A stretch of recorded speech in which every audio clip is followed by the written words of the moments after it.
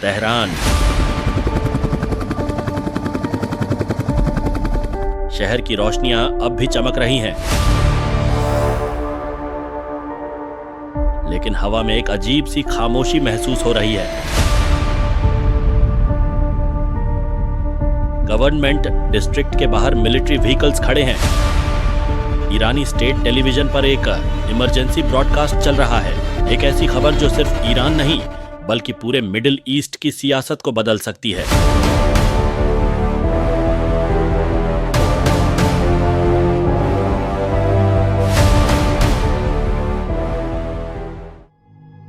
चालीस साल तक ईरान की पॉलिटिक्स एक ही शख्स के इर्द गिर्द घूमती रही, अली खामनेई। एक ऐसा लीडर जिसका इन्फ्लुएंस सिर्फ तेहरान तक महदूद नहीं था। उसके फैसले रीजनल वॉर्स, डिप्लोमेसी और ग्लोबल ऑयल मार्केट्स तक को इफेक्ट करते थे। लेकिन वक्त बदलता है और हर दौर का एक अंजाम होता है। अब ईरान एक नए मोड़ पर खड़ा है और धीरे धीरे पावर कॉरिडोर्स में एक नया नाम उभर रहा है, मुज्तबा खामेनेई। मुज्तबा खामेनेई की कहानी असल में उस रिवॉल्यूशन से जुड़ी है जिसने मॉडर्न ईरान को जन्म दिया। 1970 के आखिर में ईरान पर हुकूमत कर रहा था Shah of Iran.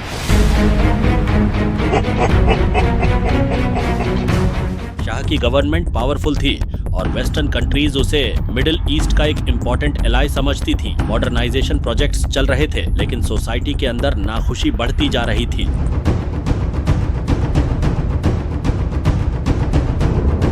Religious leaders को लगता था कि इस्लामिक आइडेंटिटी कमजोर हो रही है, जबकि स्टूडेंट्स और वर्कर्स गवर्नमेंट को ऑथोरिटेरियन समझने लगे थे। धीरे धीरे प्रोटेस्ट्स शुरू हो गए।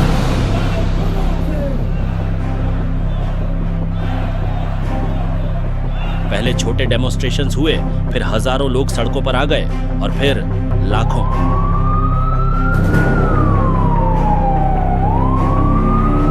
ईरान एक बड़े सियासी तूफान की तरफ बढ़ रहा था। इस मूवमेंट को लीड कर रहा था एक रिलीजियस स्कॉलर, रूहुल्लाह खोमैनी। जब खोमैनी 1979 में ईरान वापस आया तो मिलियंस लोग उसका इंतजार कर रहे थे। सिर्फ कुछ हफ्तों के अंदर ईरान की सदियों पुरानी मोनार्की कोलैप्स हो गई और एक नया सिस्टम पैदा हुआ, इस्लामिक रिपब्लिक ऑफ ईरान। इस सिस्टम का सबसे पावरफुल पोजीशन था सुप्रीम लीडर। यह सिर्फ एक पॉलिटिकल पोस्ट नहीं थी, बल्कि एक रिलीजियस अथॉरिटी भी थी जो मिलिट्री, जुडिशियरी और फॉरेन पॉलिसी पर फाइनल डिसीजन लेती थी। 1989 में जब आयतुल्लाह खुमैनी की डेथ हुई तो ईरान को एक नए सुप्रीम लीडर की जरूरत थी। बहुत से ऑब्जर्वर्स को लगता था कि कोई सीनियर क्लेरिक ये पोजीशन लेगा, लेकिन आखिरकार असेंबली ऑफ एक्सपर्ट्स ने एक अनएक्सपेक्टेड डिसीजन लिया। अली खामेनेई को ईरान का नया सुप्रीम लीडर बना दिया गया। इसी मोमेंट से ईरान की पॉलिटिक्स एक नए फेज में एंटर हो गई। अली खामेनेई ने अपनी लीडरशिप के दौरान ईरान के पॉलिटिकल और मिलिट्री इंस्टीट्यूशंस को मजबूत किया और रीजनल इन्फ्लुएंस बढ़ाया। इसी दौर में उनका एक बेटा भी खामोशी से बड़ा हो रहा था, मुज्तबा खामेनी। मुज्तबा ने अपनी एजुकेशन कौम के रिलीजियस सेमिनरीज में हासिल की, जहां उसने इस्लामिक लॉ और थियोलॉजी की पढ़ाई की। लेकिन मुज्तबा की पर्सनालिटी हमेशा एक मिस्ट्री बनी रही।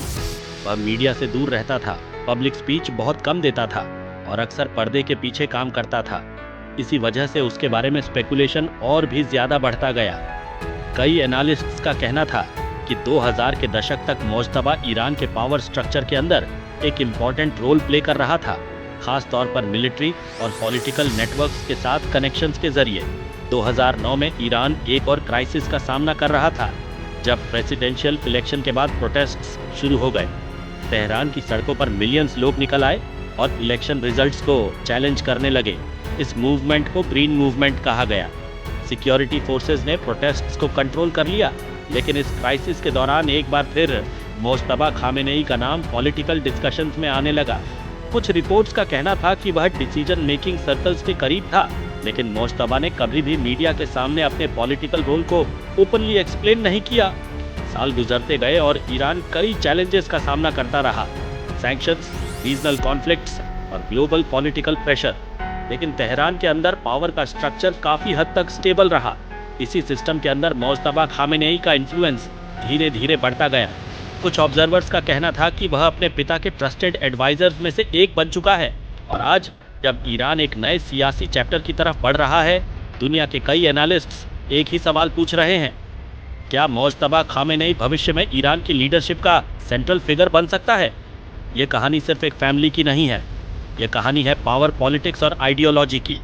ये कहानी है एक ऐसे सिस्टम की जो रिवॉल्यूशन के बाद बना और जिसने मिडिल ईस्ट की जियोपॉलिटिक्स को दशकों तक शेप किया। और अब जब एक नई जनरेशन उभर रही है, दुनिया की नजरें तेहरान पर टिकी हुई हैं, क्योंकि ईरान का फ्यूचर सिर्फ ईरान तक महदूद नहीं होता, उसका असर पूरी रीजन और कभी-कभी पूरी दुनिया तक पहुंचता है।